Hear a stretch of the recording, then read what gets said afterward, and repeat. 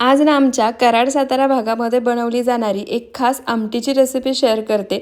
एकदा जर खाल्ली ना तर पोट भरेल पण मन भरणार नाही हे नक्की।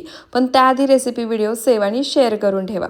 सर्वात आधी कुकरमध्ये अर्धी वाटी पांढऱ्या दारकूची डाळ घ्यायची। 2 ते 3 वेळा डाळ स्वच्छ पाण्याने धुवून घ्यायची। त्यामध्ये एक चिरलेला टोमॅटो घालायचा, डाळीच्या दुप्पट पाणी घालायचं, मीठ घालायचं, 1 चमचा तेल घालायचं।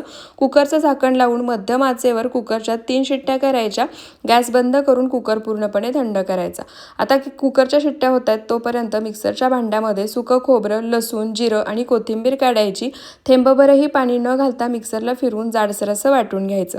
वाटण तयार होईपर्यंत डाळ सुद्धा अगदी छान शिजली आहे। आता आपण डाळीला तडका देऊया। त्यासाठी गॅसवर कढई गरम करायला ठेवली आहे। त्यामध्ये 2 मोठे चमचे तेल घालायचं। तेल गरम झालं की यामध्ये तयार वाटण 10 ते 12 कढीपत्त्याची पानं घालायची आणि वाटणाचा कच्चेपणा जाईपर्यंत तेल सुटेपर्यंत वाटण परतून घ्यायचं। त्यानंतर यामध्ये काही पावडर मसाले घालायचे। त्यामध्ये हळद, कश्मीरी लाल मिरची पावडर, गरम मसाला, कांदा लसूण मसाला घालायचा। थोडंसं पाणी घालायचं। पाण्यासोबत मसाले तेल सुटेपर्यंत कच्चेपणा जाईपर्यंत परतून घ्यायचे। त्यानंतर यामध्ये 2 पळी शिजवून घेतलेली डाळ घालायची। मसाल्यासोबत मिक्स करून 1 मिनिटभर परतून घ्यायची आणि झाकण ठेवून ही डाळ तेल सुटेपर्यंत मसाल्यासोबत शिजवून घ्यायची। तर इथे पहा मसाला छान तेल सुटेपर्यंत शिजवून घेतला आहे। एकदा खालून मिक्स करायचा। त्यानंतर यामध्ये शिजवून घेतलेली डाळ घालायची। कन्सिस्टन्सी ॲडजस्ट करण्यासाठी तुम्हाला हवं आहे त्यानुसार यामध्ये पाणी घालायचं। त्यानंतर डाळ मिक्स करायची। त्यानंतर चवीनुसार मीठ घालायचं। मोठ्या आचेवर डाळीला एक उकळी काढायची।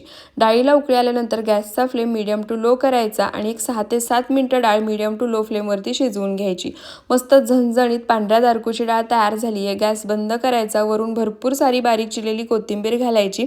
गरमागरम भातासोबत किंवा चुरलेल्या भाकरीसोबत ही डाळ सर्व्ह करायची। तुम्ही सुद्धा नक्की बनवून पहा।